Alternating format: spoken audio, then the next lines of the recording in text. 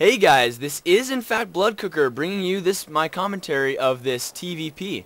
Now, let's get this game started.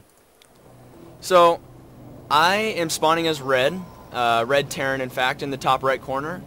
I completely forget what this, oh yeah, Blistering Sands.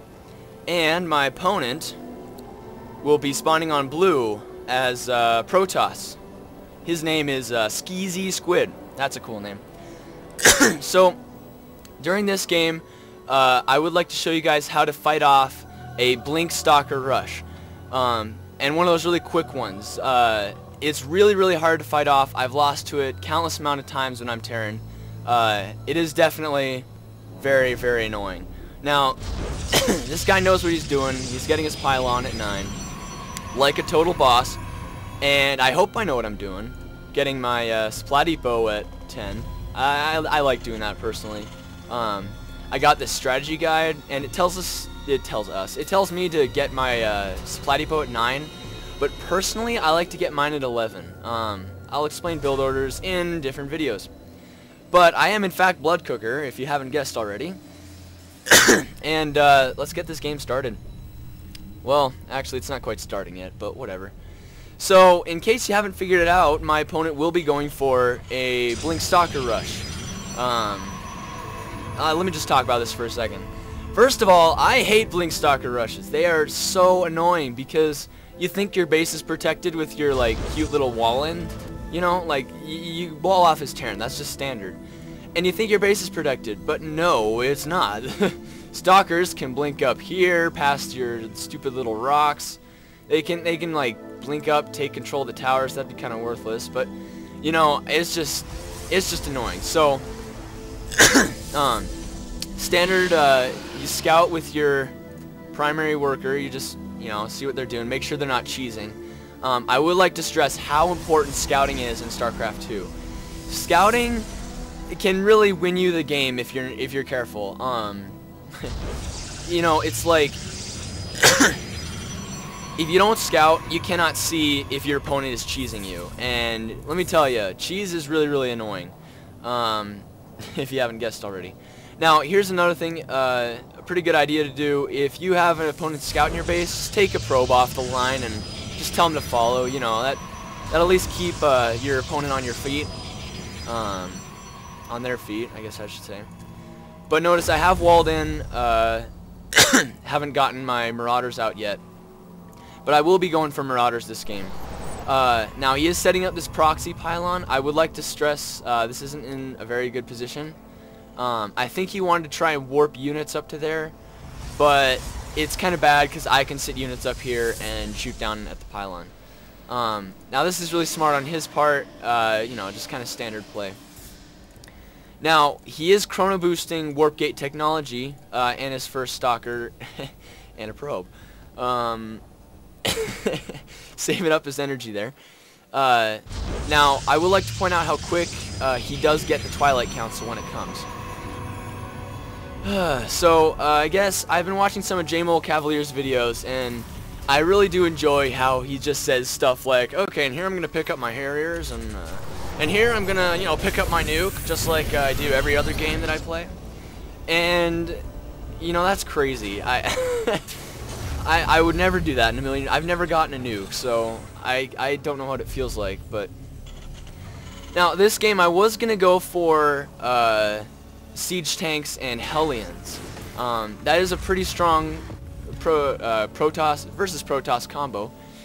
But as you can see, he's going Mass Stalker with this Twilight Council.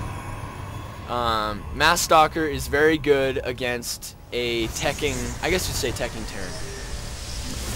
Now he is getting these warp gates out really quick, and extra pylon, you know, warping in these units, just like standard. And I believe he does chrono boost this in a second.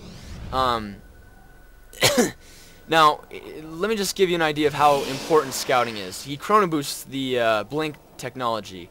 In a few seconds here, I scan it. Now this was the huge point in the game when I realized, wow, I need early units. He's going for Blink Stalkers. Using a scan at about this time in the game is not a bad idea.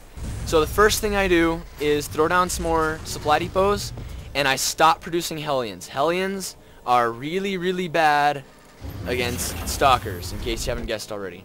And I go ahead and see that these Stalkers are here, and now I'm freaking out, because I'm not prepared for this. I'm going for siege tanks, and you don't want to be going for siege tanks when you're getting Stalker rushed.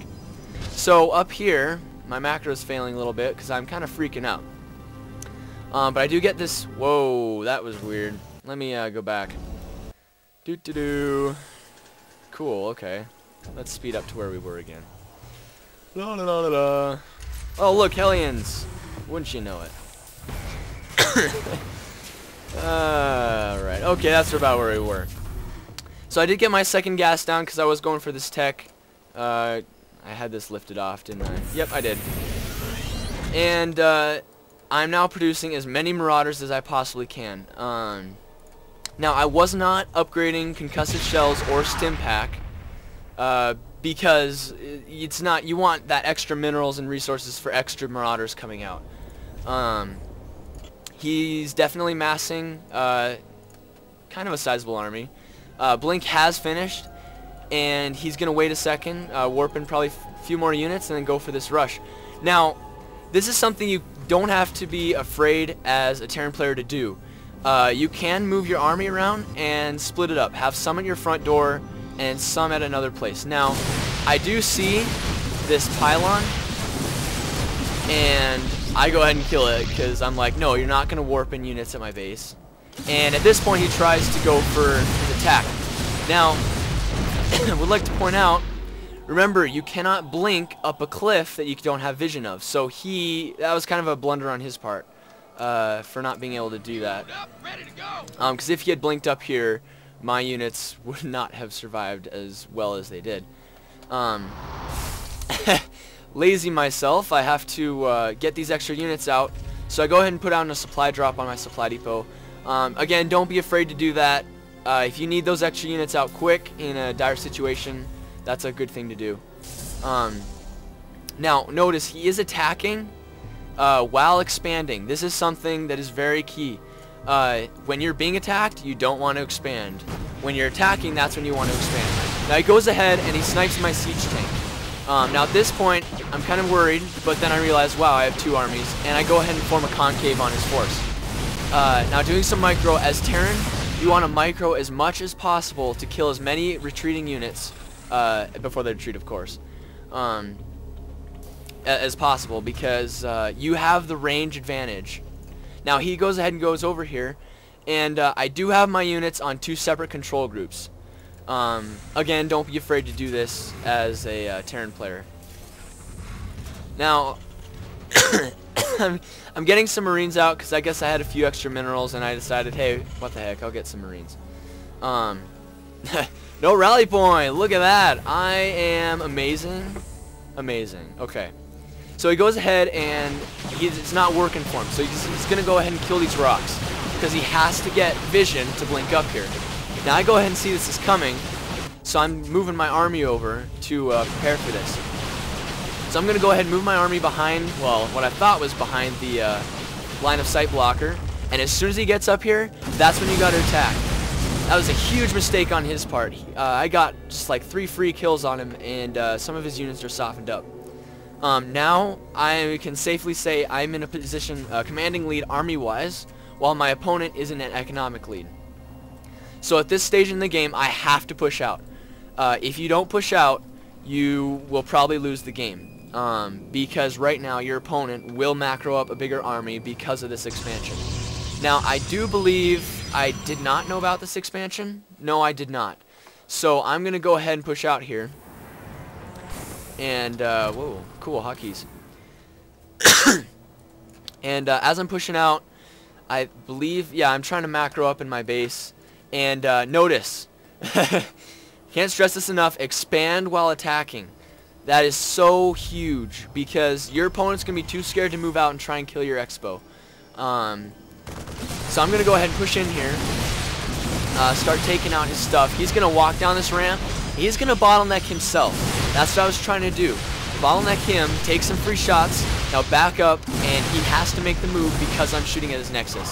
So he's going to go ahead and bottleneck himself again, and there goes his Nexus. So now I can safely say I am definitely in the lead because I have an expansion on the way, and he is now stuck to one base, and he's getting close to mined out. My second base is on its way.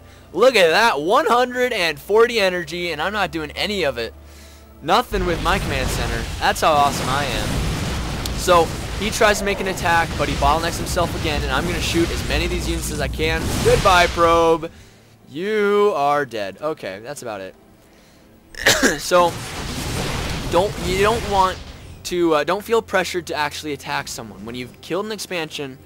Expect a counterattack, or just be content to seal them off in their base. I am perfectly fine with just sealing them off because the Terran is a patient race. You cannot rush yourself as Terran. I'm going to go ahead and get this expansion up and running. I'm going to go ahead and get this expansion up and running. Or not. I guess I'm macroing in my base. So I'm going to go, I didn't know if he had Void Rays or not. So I'm going to go ahead and get these Vikings and go to the back of the base. I did scan up here and down here, and I didn't see his army. So I'm going to go ahead and move in the front while these Vikings are going to come in the back. That's just a deterrent. I don't expect to do any damage with them. But here we go. This is the biggest battle of the entire game right here.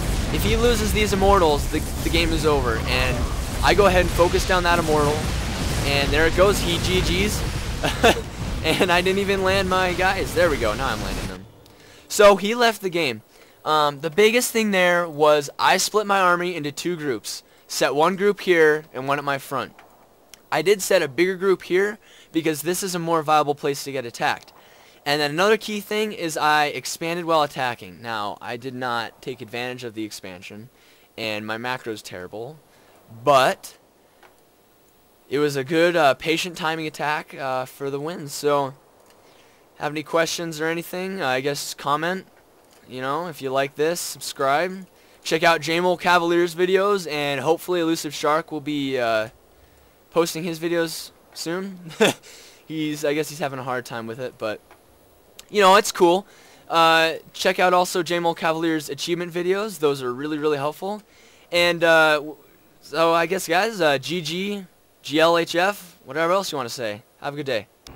Hey guys, Mountain Dew Code Red is where it's at.